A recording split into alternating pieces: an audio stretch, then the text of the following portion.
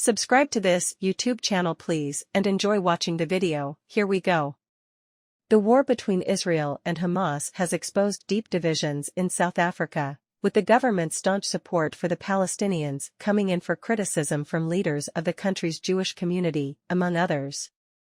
The government has announced the withdrawal of its diplomats from Israel, and suggested that the position of Israel's ambassador to Pretoria was becoming untenable. This has been sharply criticized by the country's Jewish Board of Deputies, which has called for an urgent meeting with President Cyril Ramaphosa. South African sympathy for the Palestinian fight for an independent state goes back to the days of late anti-apartheid icon Nelson Mandela. He famously said in 1997, 3 years after he became the country's first democratically elected president after decades of struggle against white minority rule, "We know too well that our freedom is incomplete without the freedom of the Palestinians." The unprecedented Hamas attack on Israel, which killed some 1,400 people, has not changed the position of the country's ruling party, the African National Congress (ANC), even though 2 South African nationals were among the dead and another is among the more than 230 people taken hostage. President Ramaphosa has pledged the ANC's solidarity with the Palestinians, saying their history had echoes of apartheid and South Africa's struggle against white minority rule. Although he did condemn the Hamas assault, a week later he led 60 party leaders as they waved Palestinian flags, while wearing the traditional checkered black and white Palestinian scarf, the keffiyeh. "They are people who have been under occupation for almost 75 years, he said of the Palestinians. They have been waiting and waging a war against a government that has been dubbed an apartheid state. We have always pledged our solidarity, and have always insisted that the only solution, especially with the issues of Palestine, is a two-state solution." South Africa's foreign ministry has gone even further, suggesting that the Israeli airstrikes on the Gaza Strip, which the Hamas-run health ministry says has killed more than 10,000 people, might amount to a genocide. In the statement announcing the withdrawal of its diplomats, Foreign Minister Naledi Pandor accused the Israelis of imposing collective punishment on Palestinian civilians, an allegation rejected by Israel. The government has not commented on the South African hostage, or named them.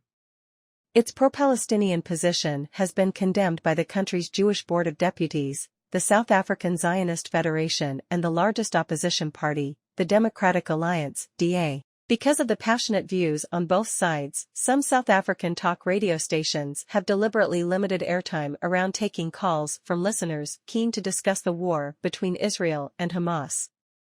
Large pro-Palestinian protest marches have been held around South Africa since the conflict began.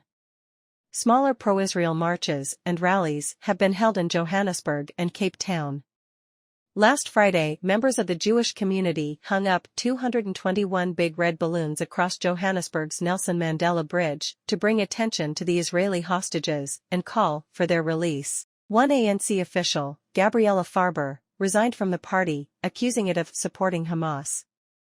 "It has been made very clear to me that there is no space for a proud Jew to belong to the ANC no matter how hard I tried," she said in her resignation letter posted on X, formerly Twitter.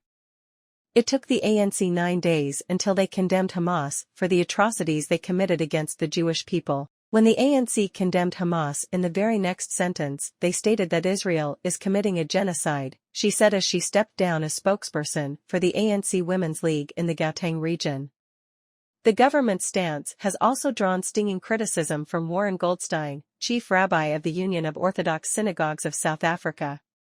"I want to tell the president and I want to tell the ANC, you are not South Africa," he told an SA Zionist Federation rally for Israel. "This president, his party and this government is supporting an evil savagery that has shocked the hearts of all decent human beings in the world. How dare they?" But South Africa's Jewish community, believed to number around 65,000, is not united in its condemnation of the government's support for the Palestinians. Award-winning cartoonist Jonathan Shapiro, who identifies as a secular Jew, says it is important to remember that many senior ANC figures during the fight against apartheid were Jewish and they did not support Israel. I think Farber must be very blind to the fact that most significant Jewish heroes of the anti-apartheid struggle were to a great extent very much against the Israel colonial project, Shapiro, better known by his pen name Zapiro, told the BBC. He pointed to top ANC officials such as Joe Slovo, Arthur Goldreich, Rusty Bernstein, Ronnie Kasrils, and Amy Thornton, saying they had a background as socialists or communists or, in general, people who want to see justice in struggles wherever they are fought. He said that Ms. Farber could not pretend that the ANC was somehow neutral on the issue of Palestine.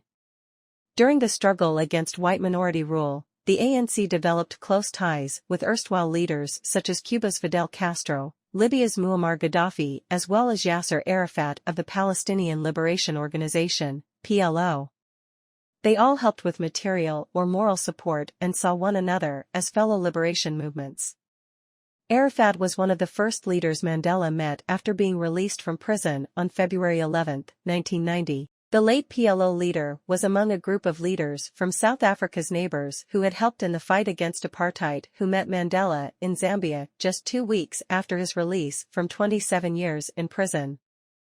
Although Mandela never set any conditions for the meeting, Arafat had already moved to accept Israel's right to exist, and a few years later he signed the Oslo Accords.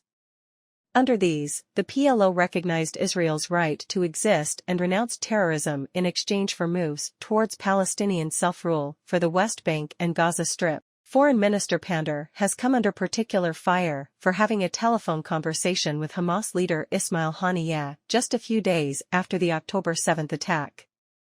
Ms. Pandor shrugged off the criticism, telling national broadcaster SABC that the ANC's experience of fighting the apartheid government was that the only way of finding a solution to a conflict was by talking to your enemies. South Africa is always dedicated to finding solutions and to promoting peace. When the Hamas leadership asked to speak to me, I agreed and I conveyed the wish of South Africa that there be peace. This is my responsibility to do. When the apartheid state wanted to speak to our leaders, we didn't say, "They've been harming us, they've imprisoned our fathers and grandfathers." We said, "Let's talk." This is the South African character, she said.